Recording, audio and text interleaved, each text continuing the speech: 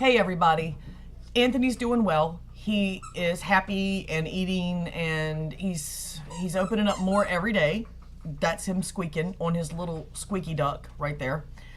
He has a unique gift of putting his things away. He's a very smart dog. He's just over 10 weeks old, and he puts his toys in the toy pile where the kids' toys are. He thinks those are his toys too. So he takes his chew toys and he puts them in there.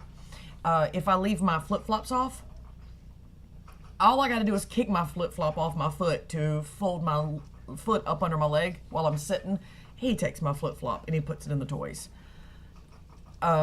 He's very, very intelligent. I don't know how else to put it other than that it's a really smart animal. I've been dealing with animals for a lot of years, and I've personally never come across a dog that young, that smart, ever, hands down. I didn't know that existed. Reefer. I have two more people that I need to thank. The first one is Lynnhigby. She was the first one to donate. She offered. She's the one from the video where I said the nice lady that donated the $20. It was her, because I knew I could provide all the care in the world. The feeding times, the walking, the obedience stuff, but I didn't have any money. So I figured people might have the ability to at least open their hearts and open their wallets if they had it, to donate $5, you know, and just buy a bag of food, you know, and people have opened up way more generously than I expected. So Lynnhigby, I thank you. And I did not forget to thank her in the first video where I thanked everybody. I forgot to ask for her permission to use her name. And I didn't want to put her in the video until I'd asked permission from her, and I needed to get that video out. So Lynnhigby, thank you very much for your help, very much. And the other one is someone that I've never even really had any conversations with, ever. I've never spoken to this person, and that's Great DeMarcle's one. And he made a generous donation. In my opinion, it was generous, very generous. And I thank him very much for his support. So does Anthony, I'm sure, if Anthony could understand what the hell was going on.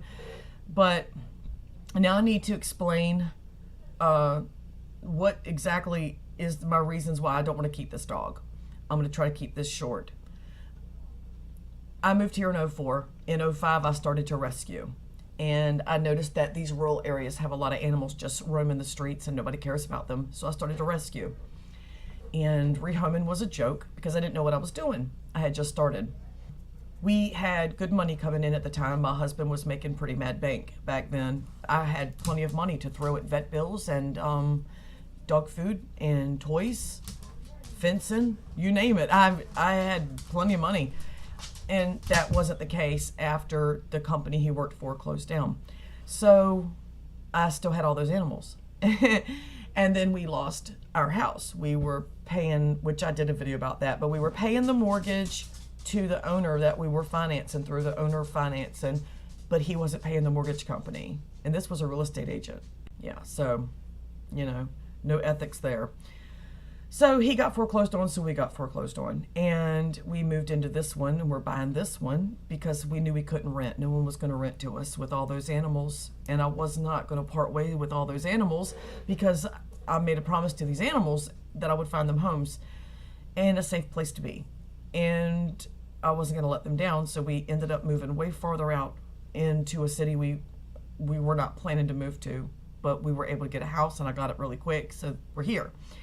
I got rid of a lot of the animals after we moved in here over a period of time. One of the animals actually ended up coming back to me, and I had to rehome him again. And I did. So I have had some success, but it's always with the purebreds. Nobody wants a mutt, unless it's a puppy mutt. And then they just think they're adorable and they want them. So I rescued a dog. She had 12 puppies as well. When I found that out, I took all the puppies too, because I was going to kill the bitch that separated her at 4 weeks. The puppies were 4 weeks old, and she separated this dog, her name was Jules, from her puppies. So I got all of them. And I rehomed every puppy. Jules was very timid. We had her first, then we had to go back and wrangle her puppies from the owner. It was like, I'm taking the puppies or I'm gonna whip your ass kind of thing. So I got the puppies from the owner. And when I brought them in, Jules came to life. She just perked right up. Because she wouldn't leave the recliner the whole time we had her, up until I got her babies here. Rehomed the puppies. Jules kind of warmed up to me more than anybody, and then she warmed up to everybody. And I knew I couldn't rehome her until she opened up, because she was timid and I didn't know her temperament. So I could not safely put her in a home without knowing what her temperament was going to be. She ended up being amazing. And by the time she did come around and she was the dog she needed to be, she'd already been here for 3 months. It took her that long. She was in that bad a shape. She was not well. She was very sickly. So we ended up keeping Jules. We shouldn't have. We let our hearts make the decision for us, knowing we couldn't afford her if something happened to her.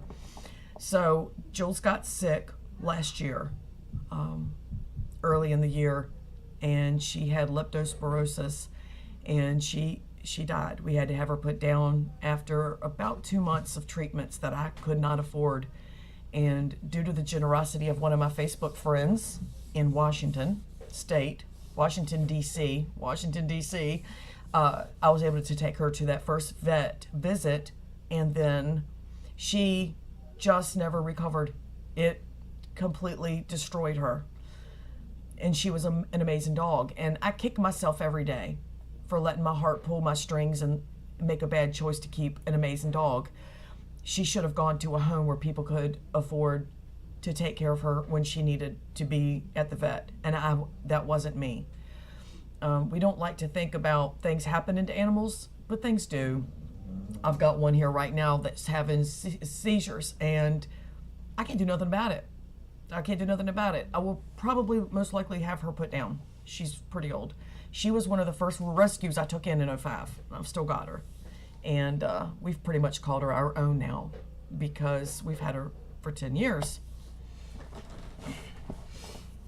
So Jules passed away.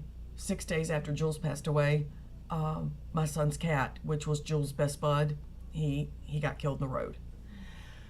So that was devastating. 6 days after, and that's a hard one to get over. I'm still getting over it. Miss her every day. I miss the cat every day. Fluffy, I miss him every day. So so I don't want to let my heart make the choices for me when it comes to Anthony.